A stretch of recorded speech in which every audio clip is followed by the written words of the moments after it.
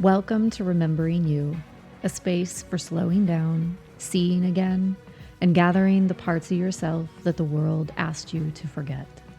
Each week, we wander through stories, ancient, personal, and collective, to explore how perspective changes everything. How what we look at and how we look can open doors to who we truly are. Take a breath, feel your feet. You've arrived. Let's begin remembering you. Radio voice. You do have a good radio voice. Thank you. Welcome back to Remembering You. This is our ego development series, and now we're going to step into stage 2. The rule-oriented and conformist stage. You're going to do that every time. I love it. It's kind of growing on me. Yes. Picture this. One political tribe shouts, "Follow the law," while the other cries, "That law is unfair to our people." Sound familiar? Very. Ego development stage 2 reveals why these divides feel so visceral, rooted in our deep need for rules, loyalty, and the safety of the group. Yeah. It's partly why I love this whole framework as much as I do. In that it kind of helps illuminate what goes on in outside society and like within families. And so it's not only about what's going on inside of ourselves, right? It's also all of our social cues and relationships. Wow, social media. Mm-hmm. We never get away from social. No. It's in our pockets all the time. If you've caught yourself thinking, why does my workplace, social group, my neighborhood feel so much like a high school clique? There's all these unspoken rules, people pretending to be nice, but there is gossip and people are getting stabbed behind the back. You know what? That is all part of stage 2 development, where belonging is everything. Mm-hmm. So as a quick recap, I want to remind us how we got ego development theory in the first place. So we started with Freud. His big contribution was that the ego is kind of like a negotiator between our deeper instincts and our higher social ideals, that persona, the capacity to be able to be nice even though we're cranky and don't feel like being nice. And then came Erik Erikson, and he reframed the ego not as something that is fundamentally driven by our libido like Freud thought, but is really something that is social in nature. And today we're going to weave in some of Erikson's genius along with the second stage of development, because I think that can help us really see more clearly exactly what's happening and why. And then along came Jane Levenger, and she took it even deeper. She says, ego isn't just about personality, but it's really the structure of our meaning making itself, which is why we, as psychologists or cognitive scientists, will use ego development as a synonymous term with cognitive development. Most of us think of cognition as something like just the facts that we have in our head, but what we know or how we know anything at all is much, much deeper than that. So ego development or cognitive development theory reveals to us the structure of our meaning making. It's kind of like the vehicle through which we know anything at all. And then after Levenger, she had a star student, Suzanne Crook-Greuter, and Terry O'Fallon studied with Suzanne and Robert Keegan from Harvard, and all of them refined the map that Levenger created for us. And that is what we are going to walk through today, this second person perspective or this second stage of development. So as a high level short definition, second person perspective is when we gain the ability to imagine what somebody else feels and thinks. And it's a huge developmental leap that happens in childhood when essentially we recognize, other people, they have a body, they have a mind, they have emotions.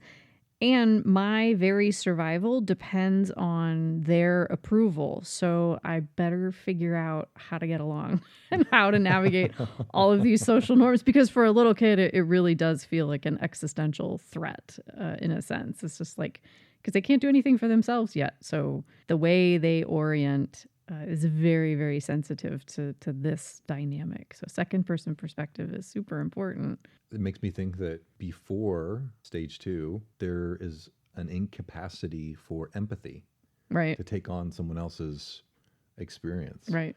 So I've watched this play out with my children, where one of them would take another's toy or would lash out and respond with just zero understanding that what they had just done was causing harm to the other. Well, and that even happens as adults too. I mean, if we get sufficiently stressed or we're under resourced or we're in some kind of situation where it's kind of like it's not safe to empathize with others. So that never goes away. But, hopefully we don't use it as our center of gravity. In our dream analogy that we used last time, in first person perspective, you're inside the dream as the character. So you're experiencing the dream as the one who is flying or swimming or being chased by that monster. And then in second person perspective, you can now feel and understand what the other dream characters feel. So their reactions matter. Their attention matters. You change your behavior because of those that are around you within your dream. Mm-hmm. And that is an important clue. So when we think of second person perspective, our sense of self, who we feel like we are, is now being very deeply impacted by other people. At stage 2, our identity is getting kind of organized around what are the rules, what are the norms, what's expected of me, how can I belong? Like, how do I need to play along in order to get along so that I'm accepted? And for the first time in kids, we see this emergence of emotions like shame or embarrassment or shyness. So before this stage of development, because they didn't have any capacity to understand what somebody else was thinking or feeling, why would they feel embarrassment or shame? And so for now, we have this understanding that like, oh, other people can see me. Because they can see me, I now might get a little self-conscious about what I'm doing. And loyalty is also something that comes online. We want to feel like we belong, and we want to figure out how to do the right thing so that doesn't change. So let's follow this roadmap for today's episode. What a second person perspective is, and then how it shows up in kids and adults, but also in our culture, kind of on a broader scale of our work, our politics, within our neighborhoods. So we're expanding the lens to include not just individual lives, but our collective ones too. Healthy versus unhealthy expressions of this stage. How stage 2 forms identity, morality, and social belonging. How to clean up the stage without rejecting the rules or community. And then we'll wrap things up with embodiment and some imaginal practices that invite us through the contemplative space to enter into some self-reflection. That sounds great. Let's do it. So now we're going to get a little detailed. We are going to explore this model with a bit more of a fine-tooth comb. In O'Fallon's model, there are 2 stages at the second stage of development, or at the second person perspective. The first, or the earlier one, is rule-oriented. It comes online around age 5, and it lasts until about age 12 or 14. So this is how we begin to learn the basics of how you have a relationship with somebody else. So if someone tells you, you know what, you're not really being very nice right now, at this stage, you can start to be able to see that, and then you can adjust your behavior. So I want you to think of maybe what it was like to be on the playground when you were a little kid. There are some kids who did not yet have the capacity to be able to see this. So if you tell them, you know what, you're not really being very nice right now, if they're stuck at the level below, or I guess I shouldn't say stuck, if they're still at the egocentric level below, they can't see the fact that they're being nice. And so they won't care. They're not going to change their behavior just because you've told them something like that, because it's not going to mean anything to them. This rule-oriented early stage is where we first be able to start to learn to hold ourselves accountable. I want us to consider and just pause how critical that is for the very fundamentals of our society to function. So it's also important to recognize that egocentrism or this lower level of development, that is not the only reason that people don't follow the rules or the only reason why they might exploit others. So I want us to be careful that we don't over apply this model, and maybe every time we see somebody not being able to consider somebody else's opinion, it doesn't mean we assume that, oh, they're just coming from a first person perspective. It's actually a bit more complicated, and we'll figure that out when we get to some of the later stages. It might mean that they're just a jerk. You can be a jerk at any stage. Yes. Just because they're a jerk doesn't mean that they're being egocentric. This earlier part of this second layer of development is also this birth of an idea of fairness. So now we can say, well, I get one, and then that means that you should get one. However, this what? Why are you laughing at me? I love it. I get one, you get one. I love it. It's all equal. Mm-hmm. However, this stage can't really prioritize the rules or a sense of what is fair. So if you break a minor rule, they're going to want to punish that with the same intensity as they would if you broke a really big rule. And you'll see little kids do this all the time. If you have too many Cheerios in your little pile versus like breaking a window, they're going to think that both of those are just equally terrible. And, you should be punished for the next 2 weeks.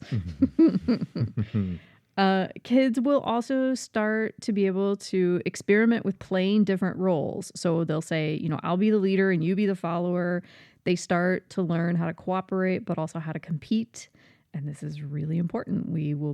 This is how we know how to do this as adults, is because we got to try it out when we were kids. During the later stage of this second person perspective, O'Fallon calls it the conformist layer, comes online as early as our teenage years. And it's important to understand that some people stay here for the remainder of their lives. That may or may not be a bad thing. It really just depends on the context. Like, I think you and I were having a conversation the other day, and I was commenting about, like, my grandmother, for instance, she lived in a tiny, tiny little town. She had a very simple job. I don't imagine she had much more access beyond maybe the later part of second person perspective. But that was more than sufficient for the kind of life that she led. She was not having to make incredibly complex decisions. Her social dynamics were very simple. So I want us to appreciate that just like level of development doesn't have anything to do with intelligence.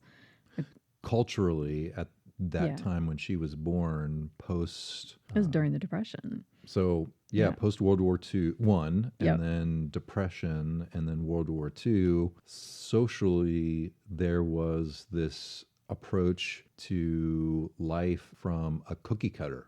Like everything was very just much. Yeah. cut and dry, and people just kind of fit into society. And part of that was survival and getting through World War I, the Depression, and then also World War II. Yeah.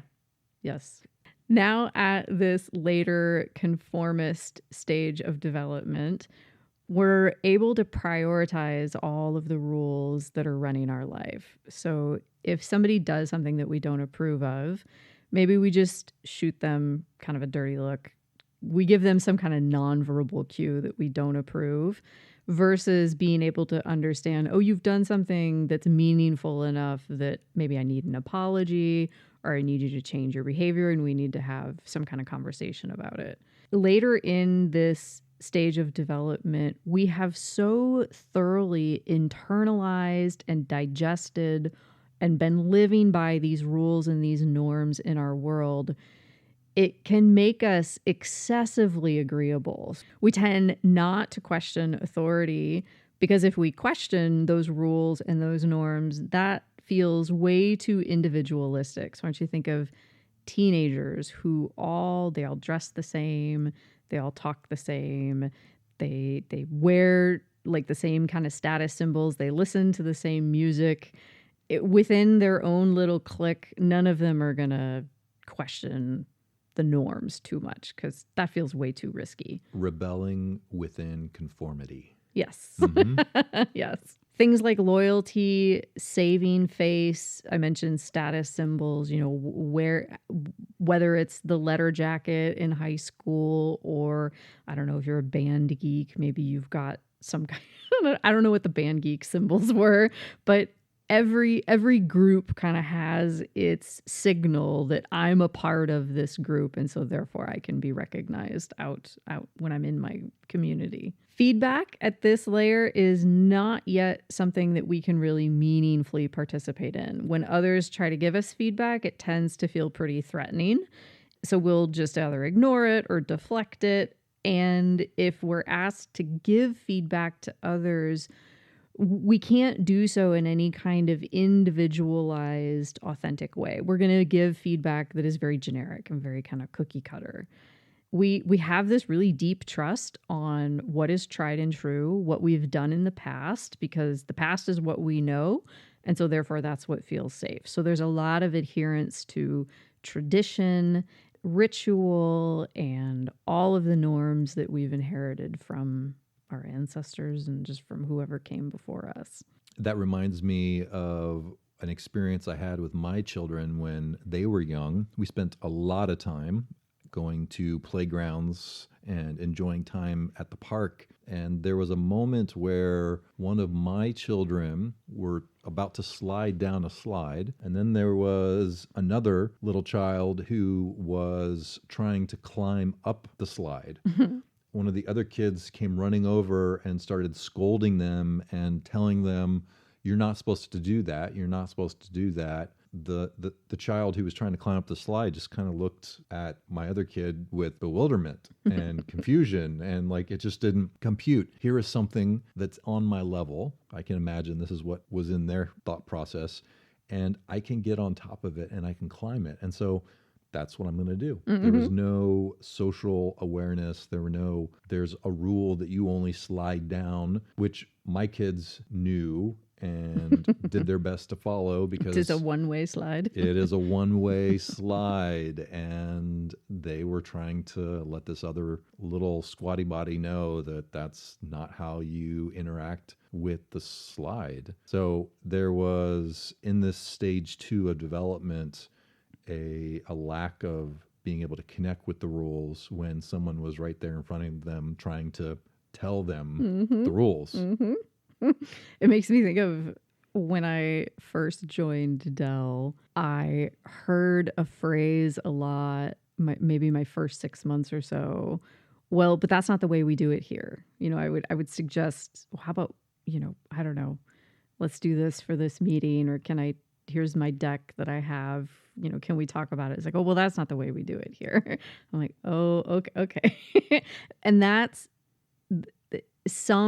every organization needs some degree of that, like some degree of structure and order and norms and rules. But of course, it can also be a bit too rigid. So finding that sweet spot is the hard part sometimes.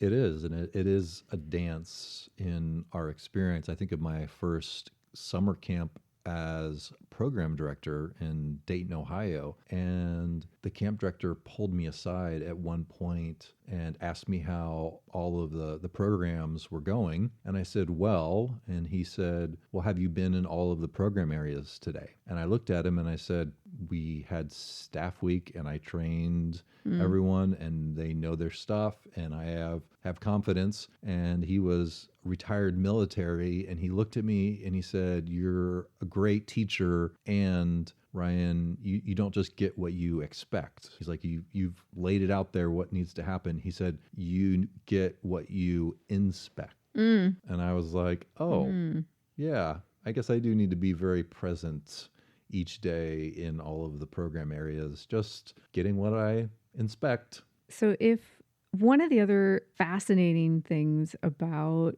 development is this occurs not only in our own individual lives, but we can look back through our history as a species and see some very big telltale signs of when this stage of development kind of came online collectively within the human species. We see that as about maybe 10,000 years ago, as we moved out of small tribes and into more agricultural societies, we needed a more complex and comprehensive way to learn how to get along. So prior to that, all we had was tribal warfare. It was one small group fighting another small group, which is really unstable and unpredictable. You can't really form a meaningful society if all you have is tribal warfare. And so people started to recognize, like, oh, maybe if we have some agreements, we have some stronger boundaries, that's going to allow us to collectively flourish. And it's going to cause a lot fewer problems than fighting wars all the time. Collectively, in that stage, we invented agriculture. We figured out how to breed cattle. We invented things like money and laws and irrigation and road construction and architecture. And we created social institutions like the church, the state. We had classes within society. So I want us to appreciate, like, this layer of development is profound and important today. So this isn't something that was just relevant 10,000 years ago. It's something that we need right here, right now, today. I think it's important for us also to appreciate the impact in our experience with this level of relating to ourselves and then also relating to others. It really gives us the capacity for self-control and where discipline comes in to our experience. Think about just the basics of morality and ethics. It's governed by how my actions affect you. And there are rules that we follow that we have agreed on. These are important for our health and well-being and stability and moving forward as individuals and also as a culture. Our ability to search for meaning, create order, and routine is affected in this level. If you grew up in a religious home, there might have been the word legalism used. And there are some religious organizations where there is a very hyper focus on doing things right or staying in the spiritual boundaries that are laid out for you. And there are folks who are squarely in this second person perspective where everything is rules and laws and do's and don'ts. That type of a religious experience makes sense to them and the way that they connect with God, sin, what are the causes of suffering, and then also what ultimately is going to bring us freedom. And if our perspective is freedom is going to come from following the rules perfectly, then there's probably a good chance that the perspective of that faith system is firmly grounded within this second tier. Mm-hmm. I noticed in my 20s and certainly in my 30s, as I was trying to figure out, like, where do I belong and what do I really believe in, when I would go to different churches and I would, for the most part, I heard messages that I now understand were kind of from this second person perspective, and it just didn't land. Like, it didn't fit what I was really looking for. It seemed like the legalism part of it never made sense to me. And so I have a suspicion that folks who have grown out of the second stage of development, when they're looking for a faith community, or really any community, it doesn't have to be spiritual in nature, but if it's too rigid, if it's too moralistic, if it's got too many rules and that's all they know how to do, it's like there's this sense of like that doesn't work for me. And I imagine it's this layer of development that speaks to. Mm-hmm. I can think back when I was in seminary, there was a moment in my experience where following the rules were still a part of my spiritual expression or connection with meaning. But then I started to realize that there were things that I couldn't experience, or the meaning that I was feeling and was turning on in my experience couldn't be explained by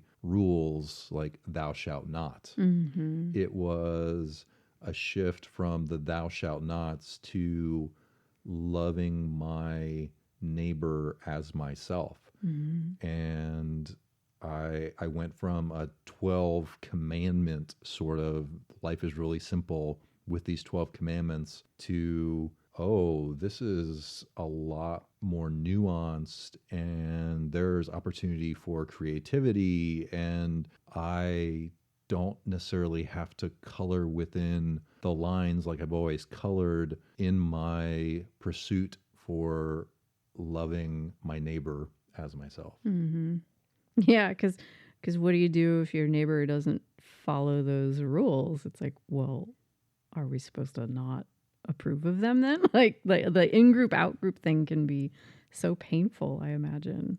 There definitely is a stretching when the rules don't work for you. Yeah. It can be disconcerting because the rules are a part of identity. It's a part of stability. It's a part of defining where I've come from, where I am at the present, and then what is my trajectory. Yeah. And when I don't have necessarily a black and white, clearly defined, it can take away that sense of certainty. Yeah, absolutely. So I want us to understand that even though we started on our journey of stage 2 when we were pretty young, this level of development I don't want us to think of it as something that is childish. I want us instead to think of it as something that is deeply fundamental. So Ryan, you've already kind of pointed us towards some of the important aspects of this stage. So when it's healthy, when maybe we could say the code for this stage is really good in our operating system, it gives us things like empathy, so we can understand, oh, my actions are going to affect you in a particular kind of way, and I should take that into account. It gives us a moral compass. It gives us this sense of being able to tell right from wrong. It gives us loyalty and community. In a sense, it is the social glue that allows any kind of group to be able to stay together and solve a problem and navigate the inevitable ups and downs that any group experiences. It gives us a feeling of reliability and competence. It creates in us this capacity to be somebody that other people can count on, and this ability to accomplish what it is that I set my mind to because I have some discipline, I have some fidelity in what I'm doing. There's this ability to cooperate with one another because we understand how we're supposed to be treated with one another. So in a sense, it's the part of you that knows that it's appropriate to send a thank you card after you've gotten a gift, to remember a birthday, to show up on time, to help out your neighbor when you see them struggling. Psychologist Erik Erikson, he was the gentleman who kind of fleshed out these stages of development from a personality point of view. He discovered that there are really two big lessons that both children and teenagers are learning at this stage. So one is the ability to take some initiative. So I'm learning how to be able to act, but doing so within the boundaries of what's acceptable and what's not. So if you remember earlier, the stage before was all about my power and my needs and, just that raw vitality and drive. Now I'm learning how to funnel it within some boundaries and within the social norms. And then also learning different social roles and learning how to feel competent within them. So learning how to be the good student or the good brother or sister or the good team player or the good Boy Scout or Girl Scout. And that, so when I say good, what I really mean is I can do this in a way that leaves my sense of self feeling like I can accomplish something, like I feel competent. So either in this stage of development, we exit it with either a healthy sense of self and a knowing that I can do something that I put my mind to us, or it leaves us maybe feeling a bit inferior. Maybe we're second guessing ourselves because nobody ever does everything perfectly. We all fail and make mistakes. So that very normal process of development, for some folks, it goes really well and we just kind of carry with us throughout our lives a sense that I can do whatever I put my mind to. But then for others of us, it was really shaky and maybe we didn't have the support that we needed. And so we just, it's not, the ground is not as stable. And so I want us to kind of think about, what was it like for you, maybe in middle school and high school, and how does that kind of carry forward through today? For me, when I think about knowing the rules and following them, there's something important for me to understand what is expected. Mm-hmm. What is the expectation in this situation or setting? Harkening back to my scouting days, I remember the first time that I recognized that for the scout uniform, there were scouting socks. Scouting socks? Scouting socks. I love that. So I didn't own a pair of scouting socks until several years into my scouting career. And scouting socks are these green, kind of olive drab socks with a red band across the top. And I remember going to camp for the first time. And while I was there, I started to notice that all of the staff members had a complete uniform on, which was the scout shirt, the scout shorts, and the scout socks. And here I am as a patrol leader at camp with my troop, and I felt like I was leading my fellow scouts, but I realized that there was a rule that I wasn't following. And one of the first things I did when I came home was tell my mom I need to get a pair of scout socks so that I could have a complete uniform and follow the rules of this is how you wear your uniform. Absolutely. So there's a deep sense in me of I don't just need to know the rules, but I need to make sure that in every way, thoroughly, I am also living those out. Oh, yeah, because they don't mean much if they're not enacted. Otherwise, it's just words or letters on a page. Plus, there was some aspiration in me to one day become a camp counselor and to be on staff. And I recognized that in order to do that, I needed to have my own pair of scout socks. And so I did. Yeah. So I want us to think about our workplaces, for example. So we'll zoom out a little bit and we'll think about it in a collective layer. So when this level of development, for example, is healthy in a workplace and among its leaders, there's this clear sense of order and structure, but it doesn't feel like crushing bureaucracy. So, we got to get the balance of it right. When stage 2 is healthy, people understand what their role is. They know what their responsibilities are because those have been communicated clearly. Deadlines are seen as something that are meaningful, but they're also reasonable. So higher stages of development can really hijack something like deadlines and use them in this kind of overachiever kind of way, but healthy stage 2 uses them kind of in the way that they're meant to be used. There's also this healthy balance between transparency and the need to know how a decision is being made. There's also a sense that there's a path to follow. Like, I know what my next steps are, and I know what the consequences are if I don't follow those steps.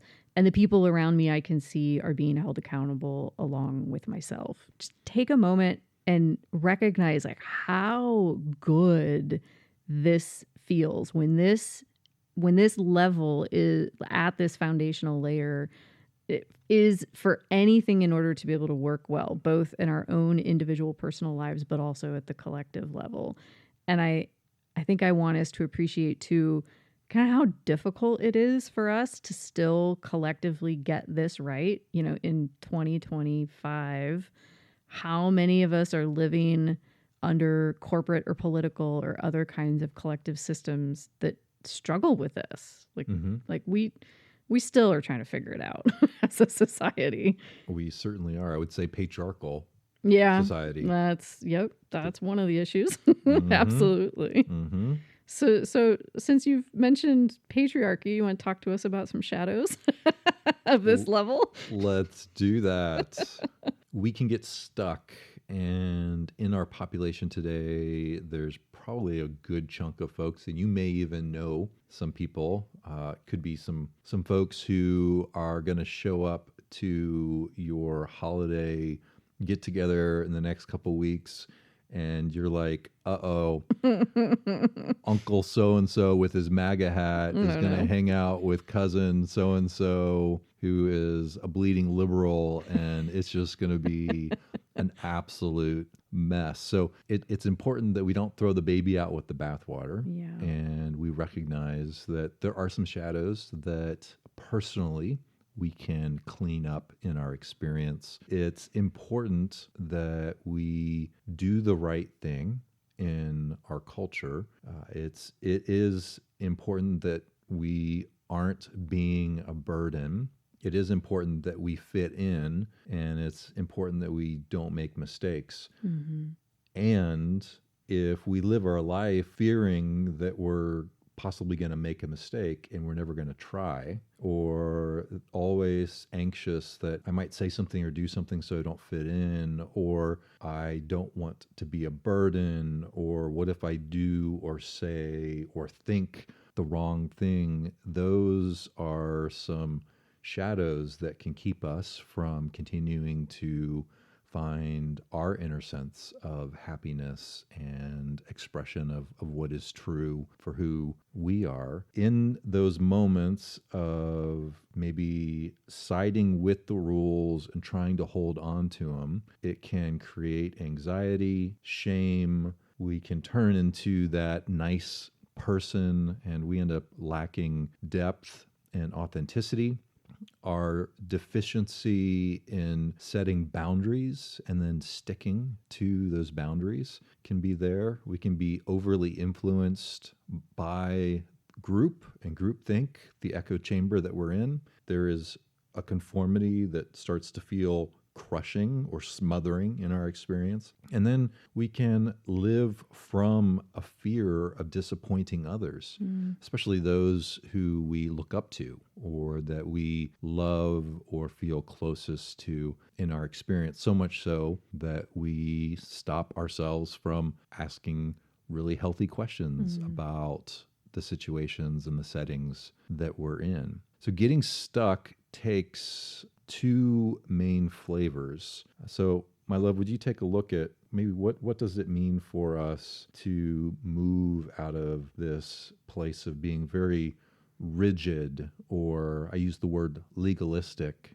seeing everything through the lens of law, of doing right, and a fear or running away from doing wrong. So we can start to consciously, maybe very slowly at first, begin to just challenge some of the norms that we're so used to following. So maybe we join a more diverse group. It might be a debate club. It could be a different, like an interfaith circle, you know, where folks of all different faiths and traditions come together. But some place where questioning what is true is encouraged. we could also practice saying, you know what, I disagree with that. And that's okay. We can just notice maybe the reactivity that arises in our nervous system to start to be able to give ourselves a little bit more breathing room, and also the willingness to feel the discomfort. We don't need to try to take it all on in one fell swoop, but just can we take a baby step toward it and sit with it for a moment? We could also begin to get playful with our boundaries. So improv classes or role-playing games where we get to bend the rules a little bit. We could have maybe a rule-free day where we don't have our checklist, where we don't have our tight schedule that we're following, where we just let ourselves flow. And with that, maybe we allow ourselves to feel the discomfort that comes along with it, and recognizing that this always rigid in or out or up or down, that, you know, this binary way of being with our experience can maybe start to get a little bit flexible. We could cultivate healthy no or healthy dissent. So maybe we read about some folks, either civil rights leaders or throughout history, who were the rebels, who were the people that questioned the norms in a healthy way, and just contemplate that, you know, have a journal, maybe ask ourselves, what rule is it that I'm following too tight? What would it mean if I rewrote it? Like, how would that look? There are also lots of groups that specifically work on shadows. So it could be a men's or a women's group. It could be something like nonviolent communication, where, you know, we're really celebrating somebody bringing forth something that they're uncomfortable with or a need that they have. And so this integrates maybe our fear of always rocking the boat and always going along to get along. And then, of course, there's also therapy. There are any number of therapeutic interventions. I think the trick is finding a therapist that resonates with us. And so being willing to do some research and, you know, have a few sessions with somebody and recognize that, you know, maybe if you don't like them, be willing to try somebody else. So when this level is under integrated or even rejected, there are some challenges that we're going to face. This would be me. This was my path with I was the rebel. Yes. Yes, you are. Very identified and comfortable in that energy. So you rebel against all the rules. Like, it doesn't matter what the rule is, who says it, or where it comes from. It's, I am saying no. This can look individualistic, but it's the rebel caught in the rules of being a rebel.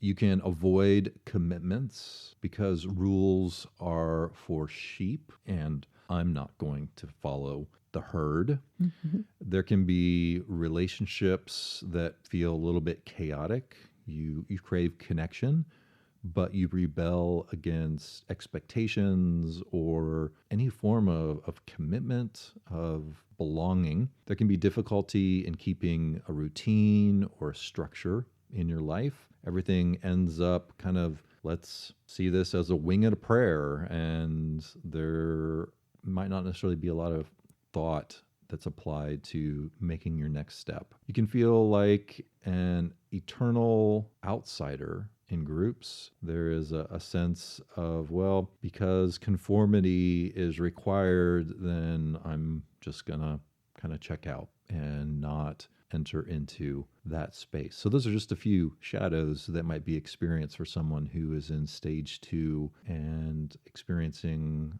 a lack of integration, or maybe rejecting the rules that are around us. Yeah. It's lonely when being a rebel all the time is kind of lonely. It eventually gets old. So cleaning it up maybe looks like joining a group that's structured maybe at low stakes, like a choir or a book club or any kind of sports team, really anywhere that has rules that are explicit but that are also kind. So, you know, we need some healthy ways to just be involved in a group to give us a sense of we without losing our very important sense of I. So if you're somebody who was also like me and rebelled against all the rules and rejected all of them, Something else you can do is start finding ways to just add little routines. Could be every day, could be once a week, whatever your nervous system can tolerate.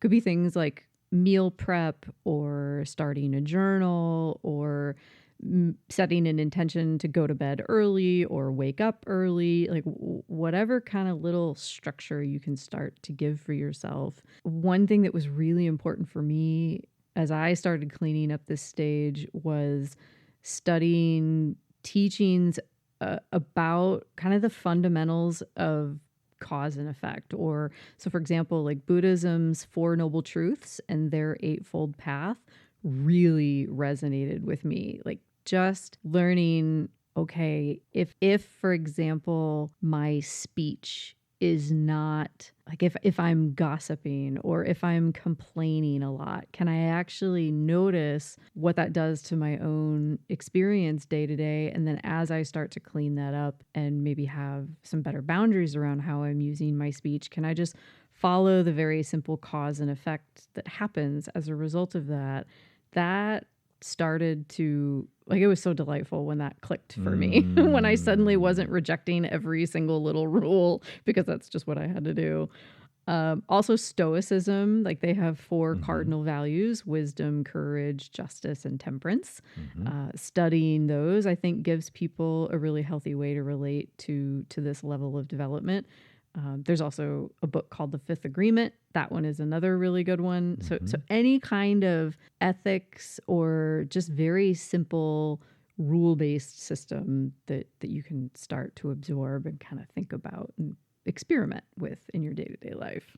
A system means that there is an agreed way of relating and interacting. And so any system that you're entering into with others is an opportunity for you to feel that sense of, this is what's expected of me and this is what I can expect from others. And that is a gift for ourselves in stage 2. Yep.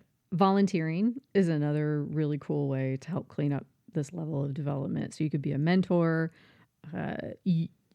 anything that gives you this step towards being somebody who is in a position of authority in a really good way. So it helps you heal that wound of maybe always rejecting the authority figures in your life because maybe that just didn't go so well in your childhood. So just finding a way. Maybe it's a boys and girls club. I think that's a really good one that's in most communities in America, but I'm sure there's any number of volunteer opportunities.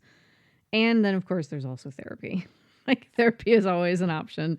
There are some really great therapeutic interventions like internal family systems where we can start to maybe welcome that rebellious part of us and start to ask questions like, okay, rebel, obviously you played a role in my life. What was it that you were trying to protect me from?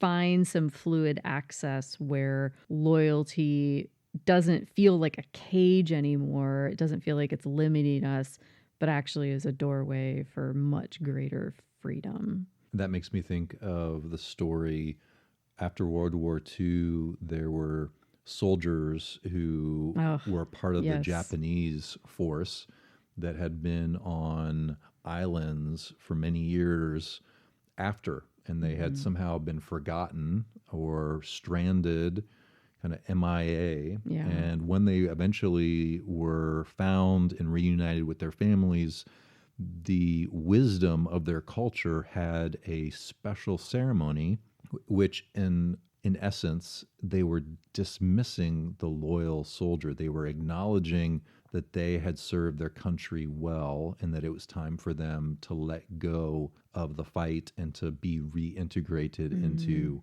their families and their communities and their nation as a whole. And so having a little ceremony or a practice of acknowledging our loyal soldier, acknowledging how well our rebel has served us in our experience and in trying times is very much appropriate and important. Absolutely. Stage 2 is about connection. So the repair happens through a really clear understanding of boundaries. What does it mean to create healthy boundaries, to separate myself and then to find myself fully integrated into who I am and how I connect with others? Remembering that boundaries are pointing to what is my responsibility versus what's not my responsibility.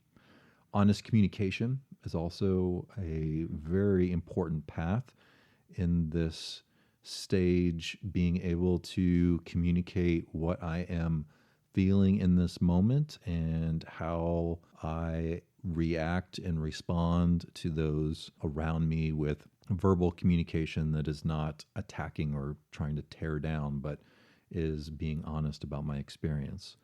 And then learning that belonging doesn't require blending in. It's not losing ourself within a family, within our workspace, within our community, and greater belonging to the human family.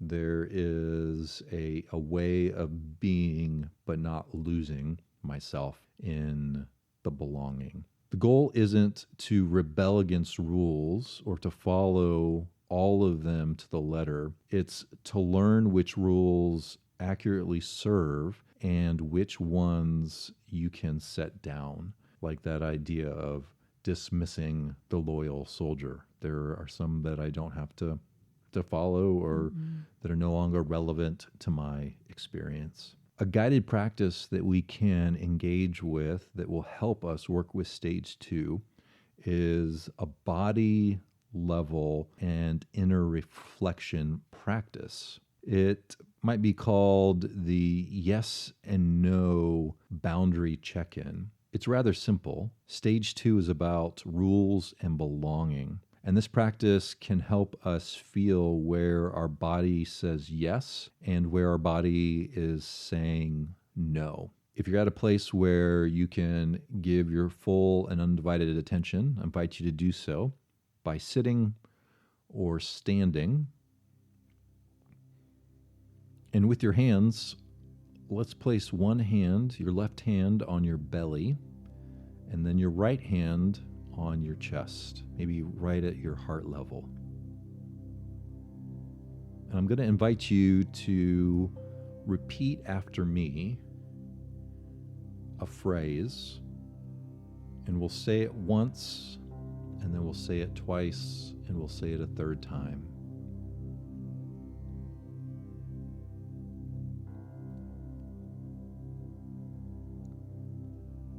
I am allowed to belong.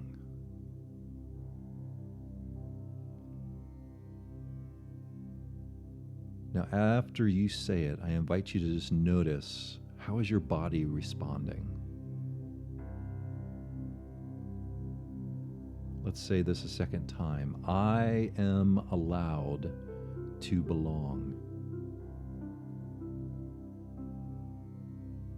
I am allowed to belong.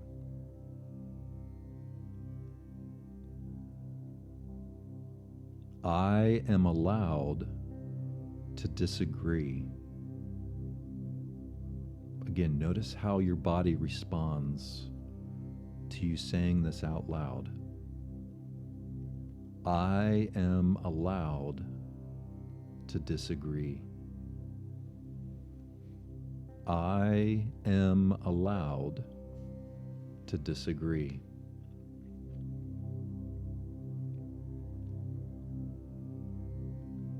I am allowed to say no.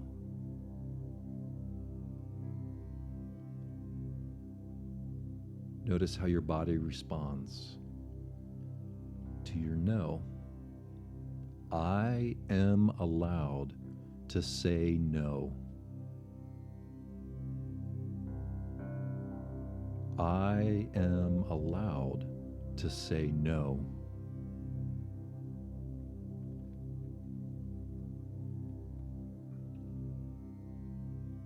Now I invite you to slowly breathe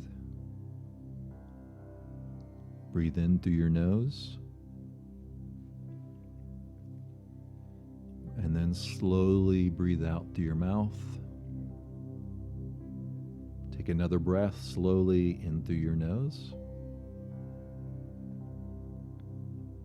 And then slowly release through your mouth. Allow your shoulders to soften.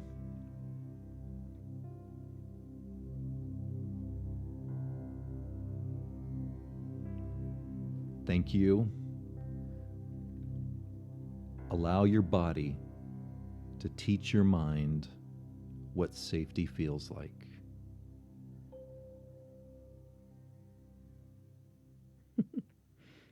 That was lovely. I am going to guide us through another short little practice. This one we're going to be kind of giving an audit or looking at our rules that maybe we live by and just questioning them and feeling into them and seeing how they are for us. I'm reminded of a therapist that I had, and she told me once, she's like, you are allowed to change your mind at any point for any reason, and you don't even necessarily have to explain yourself. And I just looked at her and I'm like, I mean, yeah, I know. She's like, no, I don't think. She's like, you are allowed to change your mind at any time for any reason. I was just like, as I sat with that, I realized, oh, wow, that I don't actually know that I believe that that's true. Wow. That's a brilliant mirroring moment for you. Yeah, it was. I have thought of it over and over and over again throughout my life, just noticing when I was kind of implicitly following this rule of like, well, I'm not allowed to change my mind because previously I told somebody X and now actually maybe I think Y. And so anyway, so it is good to kind of do an audit of our rules. And so that's what this one is designed to do. So I want you to settle in, just find kind of a position that feels comfortable and close your eyes if that feels good for you. So first, let's look at our family rules layer. So I want you to think of, what are the rules that family gave you? It could have been something like, don't air the dirty laundry, or working hard is good and resting is lazy. Just feel through what kind of rules you got from your family. Maybe who was the person in your family that gave you those rules?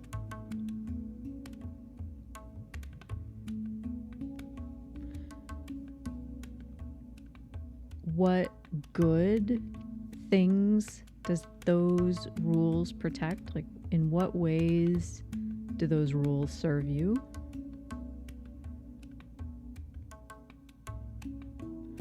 But where have they become rigid or shameful? Where are they not really supporting you in your most authentic expression? And consider, is this rule still serving your life, or are you serving it out of fear?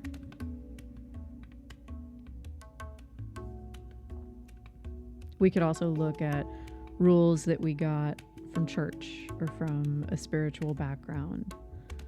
It might be a rule like desires are sinful, or anger is unspiritual. What were some of the church-related rules that you were given?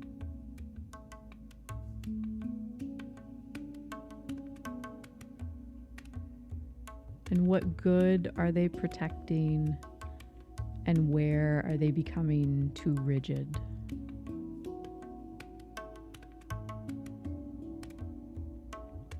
And so in what way can we honor the church-related rules that we were giving?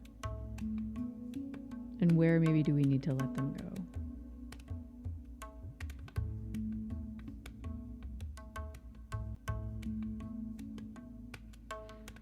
There are also rules that we have about the relationships that we are in. So what kind of rules govern how you relate to others? Whether that's as a friend, as a romantic partner, as a parent. So one of those rules might be, don't ask for reassurance because that's just being needy.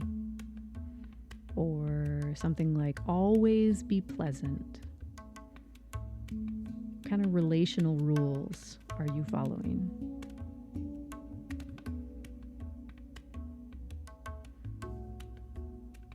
Where are those rules serving and protecting you in your relationships? And are they becoming in any way too rigid or too shameful?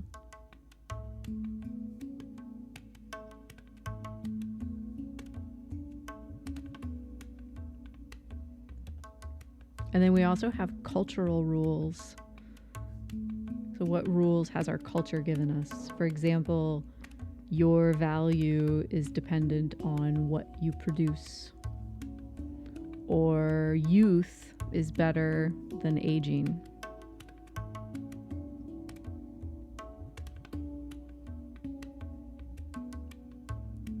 So what kind of cultural messages do we get? What good or what is healthy about some of those rules, what it is protecting? And where are those rules maybe becoming too rigid? Where are they keeping us small and just serving them out of fear?